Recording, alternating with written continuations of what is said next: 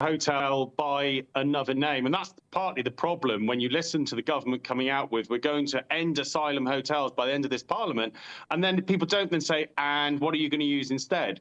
And things like student accommodation, HIMOs in communities, because you've got about 100,000 people in asylum accommodation across the country, about 30,000, 32,000 of them in hotels.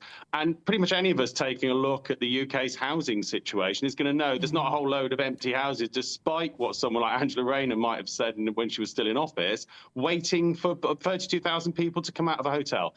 So this is the type of stuff we'll see. You know, being honest, this is something that I can remember being raised under Rishi Sunak, not pursued, because if you don't like having asylum hotels near your town, the idea of dropping off quite a lot of single young men in the middle of a student campus or very next close to a student campus, which is where student accommodation is going to be equally unattractive. Now, there are accusations here, Kevin, of secrecy, that the Home Office is trying to push this through without comments being allowed from locals, and I think it was only revealed because the council got involved. Do you think there are attempts from the Home Office to hide what's going on? I mean, do you understand those attempts, if that's true, or is this just a quirk of the planning process?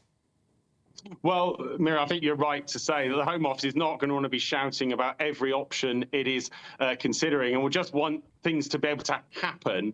And I think also they don't want people to be really pushing this. You know, what do you mean by ending asylum hotels? Because they originally ruled out large-scale accommodation centres. They now apparently want to bring that back. And if you've still got the inflow coming in and you haven't really got much of a plan about how to get rid of people, particularly from key countries that arrive in small boats, well, you need to accommodate them somewhere. But you're right to touch on the planning system. Just like we've seen with the Bell Hotel, what will be interesting now to see is where the council start trying to enforce on planning against student accommodation as well, being effectively turned into longer-term accommodation in the same way as we've seen the planning arguments over the Bell Inn. It's the, shall we say, the local authority and, shall we say, more right-wing version of lawfare that we perhaps see around human rights laws from the left. Yeah.